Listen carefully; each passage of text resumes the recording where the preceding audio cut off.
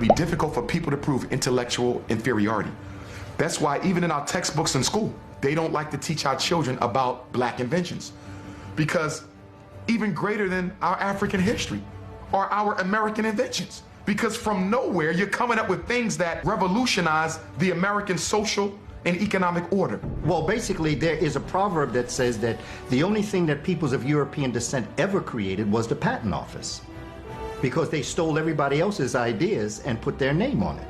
During slavery, because you were the property of your master, a lot of what we invented was automatically given credit to the master. The credit was forwarded to the master because we was property. We weren't allowed to take fame or notoriety for the things we created. Anything that made work easier. Why would white people want to invent something that make work easier when they have black folks to do it? You have a huge incentive to try to get things to move smoothly so that, you don't get any more lashes. Or somebody doesn't now have to sell someone else in your family. There was a lot of incentive to create inventions. And that's another thing. Most of our black inventors had to deal with idea theft. White folks would come in and say, we did it first because we didn't necessarily know the process or have the money to patent our inventions. So white folk will find out what a black person invented and go do it real fast and get their application in, because back then the process wasn't as thorough as it is now. Whoever got their application in first to the patent office, that's who got the patent. So we got thousands of inventions by black people. We'll never even know it because of the fact that they were stolen. They don't want anyone to know that we invented things. So if it wasn't for black people, white people couldn't take a dump. A black man invented the toilet, and he just made it white on purpose. A slave by the name of Black Sam, Eli Whitney's slave, created the idea for the cotton gin, and his master took it and patented in his own name. How could he do that with no benefit of books? He wasn't even allowed to learn. A lot of people assume just because African slaves were illiterate, they were ignorant. And there's a real big difference, because African people, they had a very elaborate language or elaborate languages over in Africa. When Africans were brought over here, they were taught a bastardized version of English, and they weren't even allowed to see the language written down. And they were taught the language by lower class Europeans who were living in the South. So even though there was that major obstacle, blacks still did phenomenal things. Thomas Edison was known for stealing people's inventions. He was known for taking the inventions of a few African-American inventors. Lewis Latimer, Granville T. Woods actually went to court with Thomas Edison, and Granville T. Woods actually won his case. Thomas Edison tried to bring Granville T. Woods to court on that invention. And I just saw a commercial for Mazda, I believe, cars, where they said, here's a man holding 1,000 patents. Well, 90% of them he stole. Alexander Graham Bell and Thomas Edison, who are probably considered America's two greatest inventors of all time.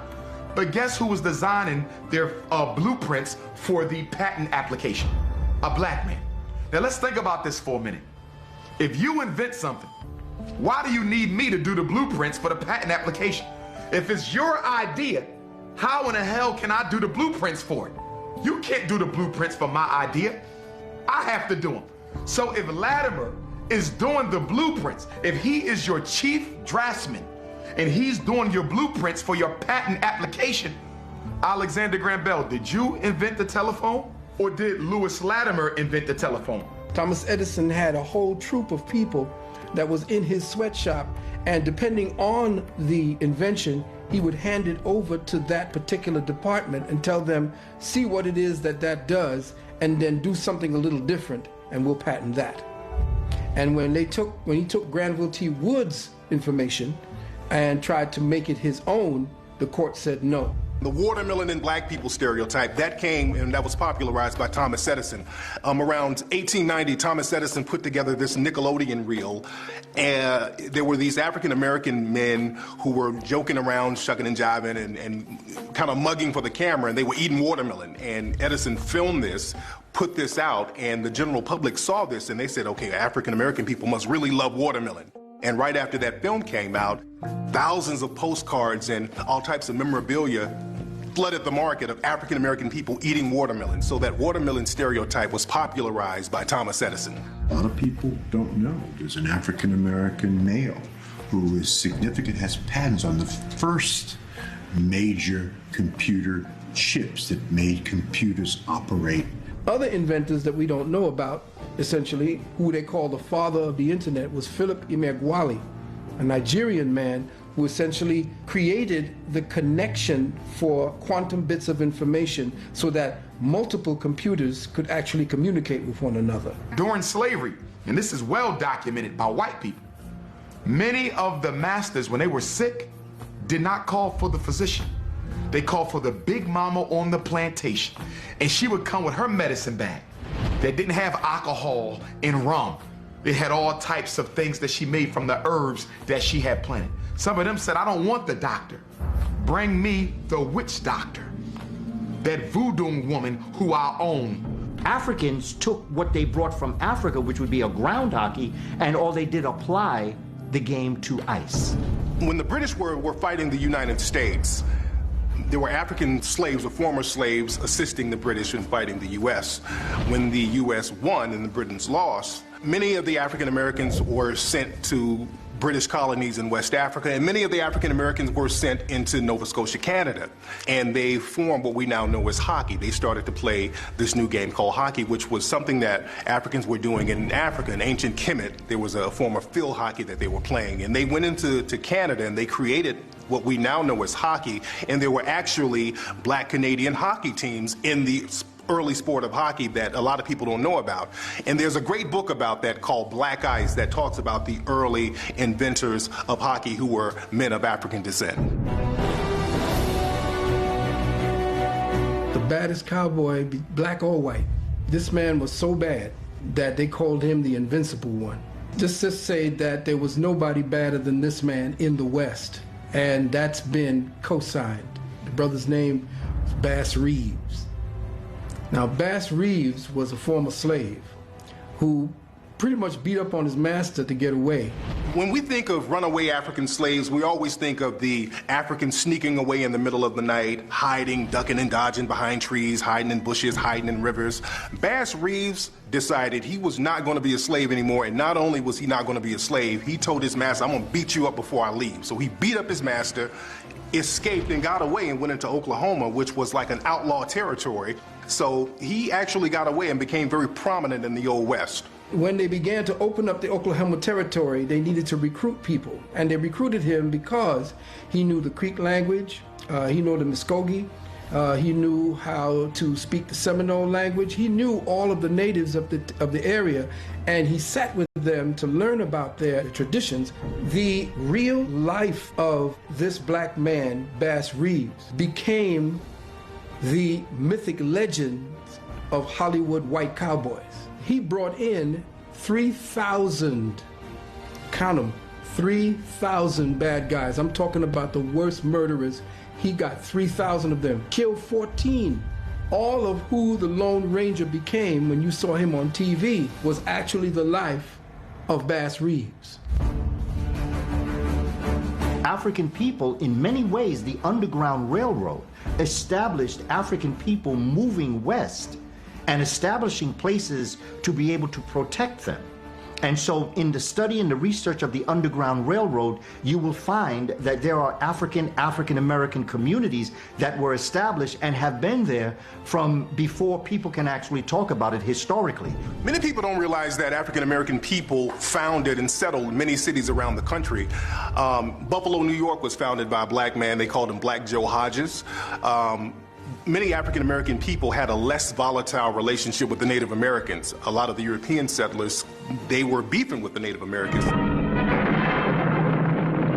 So they couldn't go into certain areas peacefully. But a lot of African-American settlers would go in there and they had somewhat of a camaraderie with the Native American people. In Los Angeles, 44 African-American families came to Los Angeles and founded Los Angeles. The governor of what was then known as Alta, California, which is now the state of California, the governor was a man of African descent named Pio Pico. And there's a street out here in Los Angeles called Pico Boulevard named after him. You had an African-American woman named Biddy Mason, who was a very wealthy landowner in early Los Angeles. So African-American people were very prominent in founding many cities around America. Chicago was a city founded by Jean-Baptiste Pointe-du-Sable, a brother of Haitian background coming up through. and founding this city, Chicago, because that is what the indigenous people called it in this part of Illinois. Now, Seneca Village really is a misnomer for Senegal Village. Seneca Village was a community in New York City that was purchased by freed Africans. When the enslavement of African people was abolished in 1827, Senegal Village became a meeting place for African people in general. The backstory, it is believed that Senegal Village became part of the Underground Railroad for African peoples. Starting in 1855, you're going to have people start to call it a shanty town, where people who are squatters live. They're going to demean the importance of Senegal Village. Going to say, you see all these African people moving up in here, and they're squatters, they don't belong there, and we need to create a park. And so they begin to put themselves upon the people. Finally, the mayor signs an edict saying, eminent domain, you got to get out. And so by 1857, the last Africans were forcibly removed from their homes. What's interesting about Central Park, it was once an African-American community, Seneca Village, and now there's an ancient African monument. There's an obelisk in Central Park right now that's from ancient Africa, from ancient Kemet, and a lot of people don't even realize it's there. A lot of people think that the enslavement of African people was only down south. That's not true. The largest plantation in the 13 colonies at one point in history was in Brooklyn, New York.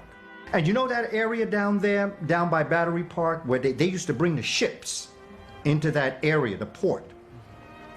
And they would dock the ships, and they would bring the Africans up out the ships, and they would walk them across to be sold.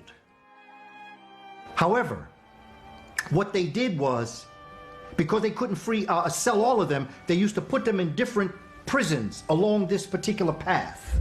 And then they would march the Africans that they were ready to sell down the street, down a street called Wall Street, down into a place we today call the New York Stock Exchange. African people were the first stocks and bonds sold on the stock exchange. There's a movie by Bruce Willis that will show you the prisons that are underground the stock exchange building. Wiley Jones was a former African-American slave who went into Arkansas. He stacked his money up and he became a railroad owner. He owned a railroad system, and the city of Pine Bluff, Arkansas ended up buying his railroad system, and that system is still owned by Pine Bluff right now. The Patterson Car Company was a car company founded by former slaves, African-American men, and the Patterson Car Company was the first African-American car manufacturer in the country, I think the only manufacturer in the country. And what's interesting about the Patterson Car Company, it was in Ohio. Their cars were considered higher quality than the Model T cars that Henry Ford had. The DeRay brothers, Ford and them stole it. That's why all over the world, Ford never gets credit for inventing a car. He gets credit for mass production. The cars began coming off the assembly line at the rate of 1 every 40 seconds. Until that, they take one car and put it together. One car and put it together. But where did he get that from? George Washington Carver. George Washington Carver was never around black folks till he went to Tuskegee. His mother and father died or was killed. And a white family adopted him from Iowa. You know, black folks in Iowa, except football players. So he went to grade school, high school, and they didn't have no secondary school. They didn't have enough people. And so now George Washington Carver leaves after he get all this education come out there. He goes to Tuskegee. Henry Ford came down to visit, like he always see his friend. And he said, Mr. Ford, I got something here. Study plants. And see, if you take this back and give it to your engineers, they can build more than one car at a time. He took it back. Mass production all over the world is called the plant, right? Everybody made joke of him because they said, well, you know, but the plants are talking to him? You know, is this how he's getting these properties of these plants? And George Washington Carver, in his quiet, dignified way, said, well, who taught me? I'm not saying that they talk to me like they got a tongue, but I can look at a plant and see what it can do for the human family. The military came to George Washington Carver, and they said, we need you to do something for us. Can you invent something that out of it we can get paint, glue, ink, and plastic? Yeah, I can handle that. They tell me how smart black folks are.